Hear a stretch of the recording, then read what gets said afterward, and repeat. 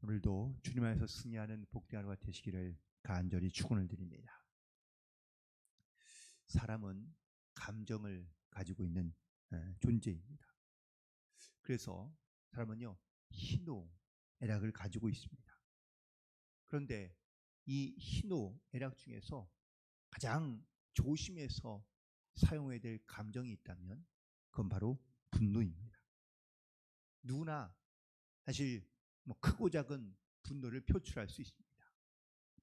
그런데 이 분노를 어떻게 사용하느냐에 따라서 사실 그 자신뿐만 아니라 공동체에도 때로는 유익이 될 수도 있지만, 하지만 대부분의 경우는 바로 그 공동체와 자신을 파괴하고 또한 큰 피해를 줄 수 있다라는 사실이죠. 하나님도 분명 감정을 가지고 계십니다. 하나님도 분노하실 때가 있었고, 그리고 하나님께서 또한 그 분노를 우리 가운데 나타내실 때도 있습니다. 그런데 하나님의 분노는 어떤 내 감정의 변화에 따라 치우치는 분노가 아니라 거룩한 분노라는 사실입니다.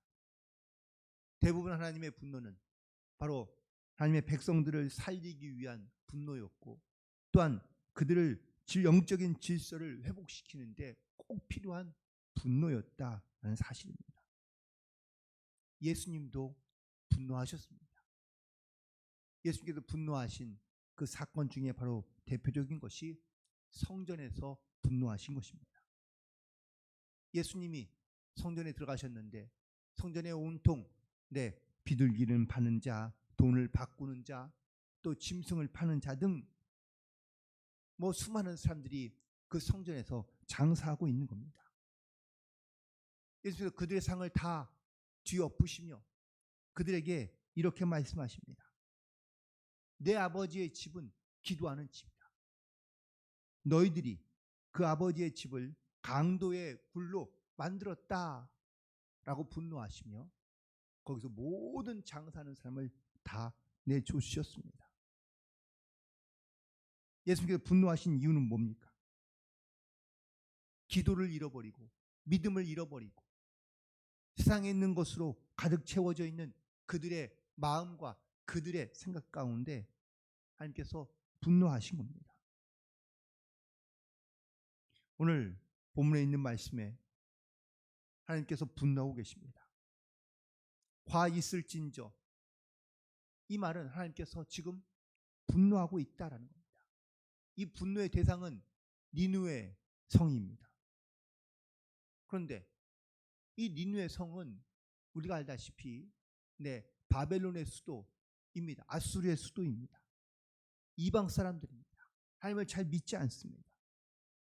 그런데 하나님께서 이 사람들에게 분노하고 있는 이유는 무엇이냐? 그들이 악한 길을 걸어가고 있고 혹은 또 그들이 하나님께 돌아오지 않고 있기 때문입니다. 오늘 본문에 있는 말씀에 4절에 보니까 이는 마술의 능숙한 미모의 음녀가 많은 음행을 했다고 말하고 있습니다. 그리고 이 마술로 여러 민족을 미혹해 했다고 말씀하고 있습니다. 특별히 이렇게 이방신을 섬기며 또한 미혹하는 음행을 행하였기 때문에 하나님께서 지금 진노하시며 분노하고 있는데, 아수르라는 나라의 영향력이 얼마나 컸는지 모릅니다. 이 당시 아수르의 영향력은 그냥 평범한 어떤 나라기보다는 당시에 그 당대에 있는 모든 나라들을 다 다스리며 지배했던 큰 제국이었습니다. 그러니 많은 나라들이 이 아수르를 따라가거나 아니면 닮고 싶어 합니다. 그래야 강한 나라가 되고 또한 부유한 나라가 되기 때문입니다. 이 아수르의 영향을 받은 수많은 나라들이 있는데 이 아수르로부터 받은 영향력은 바로 이렇게 미혹하는 음행하는 그런 영향을 받은 겁니다. 그들이 섬기는 우상이 모든 나라들에게 흘러 들어가게 되는데 북이스라엘도 역시 예외는 아니었죠. 또한 남유다도 마찬가지였습니다. 아수르가 섬기는 그러한 우상들을 섬기며 또한 그 우상들이 중심이 되어가고 있습니다. 그래서 하나님께서는 진노하시며 분노하신 겁니다.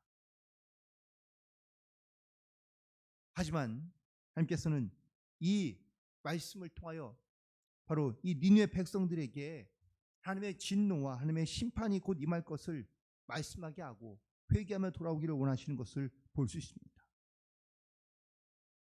가끔 보면 물론 선한 영향력이 많은 사람들에게 감동과 도전을 주는 경우도 있지만 또 악한 영향력이 많은 사람들을 현혹해 하고 미혹해 하는 모습들도 볼 수 있습니다.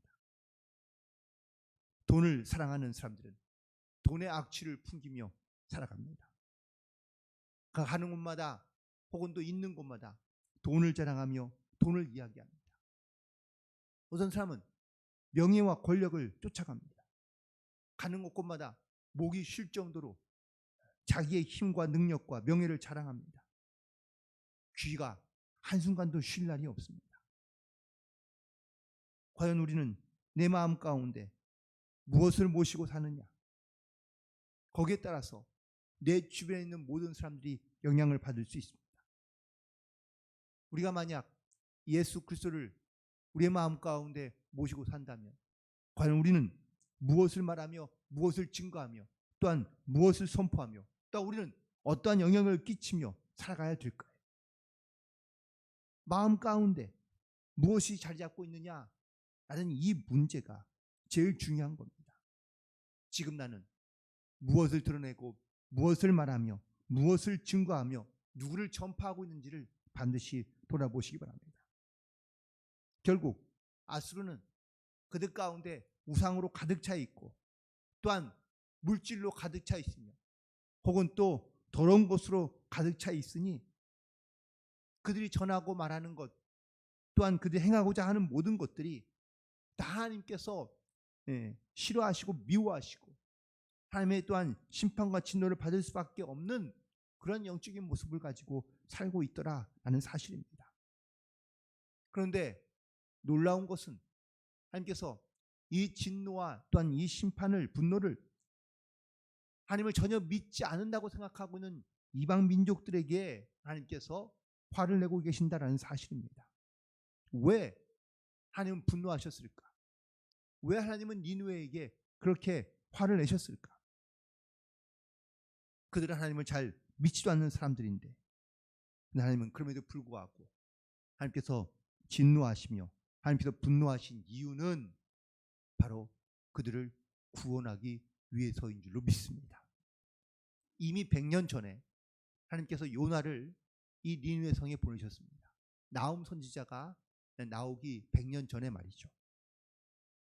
그런데 이 요나의 이야기를 들은 니느웨 백성들이 그때는 그 말씀을 듣고 회개하며 하나님께로 돌아왔습니다.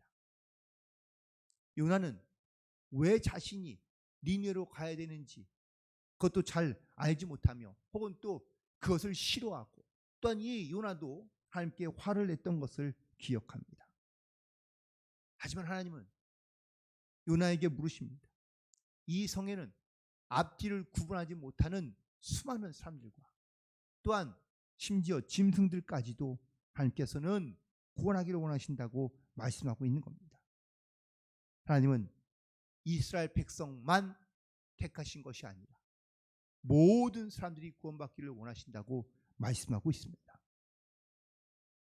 주님이 이 땅 가운데 오셔서 우리의 모든 죄를 지고 그리고 십자가에 달려 죽으신 것은 우리만 구하려는 것이 아니라 모든 삶을 모든 영혼을 구원하고자 하는 하나님의 뜻이 있으며 또한 하나님의 섭리 때문인 줄로 믿습니다. 결국 하나님은 믿지 않는 사람들이라 할지라도 여전히 하나님의 백성으로 그들 가운데 찾아오시며 그리고 또한 때로는 진노를 통하여 혹은 분노를 통하여 모든 사람들이 하나님을 깨닫고 그리고 하나님께 돌아오기를 원하시고 계신다는 사실을 우리는 기억함으로 살아가야 될 줄로 믿습니다. 오늘 우리는 이 아수르를 향한 하나님의 이 진노와 또한 분노를 보면서 심판을 보면서 내 주변에 믿지 않는 사람들 혹은 또 믿지 않는 사랑하는 어떠한 이웃들이 있다면 우리가 그들 가운데 우리가 하나님의 마음을 가지고 하나님의 말씀을 증거하며 그리고 또한 그들을 구원해낼 수 있는 이 영적인 사명 가운데 우리가 믿음을 가지고 순종함으로 나아가야 될 줄로 믿습니다. 하나님께서는 니느웨에게 여러 번의 기회를 주십니다. 하지만 그들은 결국 돌이키지 않고 그리고 하나님의 심판으로 나아가는 것을 보게 됩니다. 물론 우리가 믿지 않는 사람들 가운데 복음을 전하며 또한 그들 가운데 또한 하나님의 말씀을 증거해서 그들이 깨닫고 돌아오면 정말로 감사한 일이고 복된 일이지만 때로는 그렇지 않을 수도 있다라는 것을 말씀하고 있는 겁니다. 다만 우리가 복음 전하는 것을 포기하지 않는다면 또한 우리가 멈추지 않는다면 반드시 그 영혼이 다시 주님께로 회개하고 돌아오며 그리고 믿음으로 세워지게 되기를 간절히 소망합니다.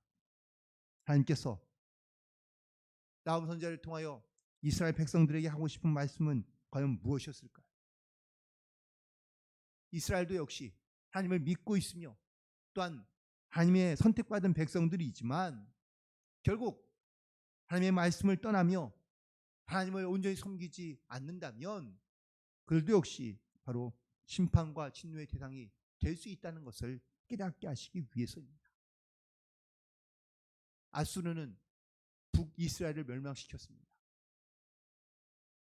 그때 가장 강력한 힘을 갖고 있었던 북이스라엘 그리고 이 아수르는 또한 남유다에도 위협을 가했습니다.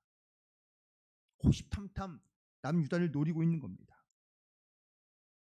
이미 북이스라엘은 멸망하고 남유다만 남은 이 유다 사람들 그들의 유일한 고민거리는 뭐였을까요?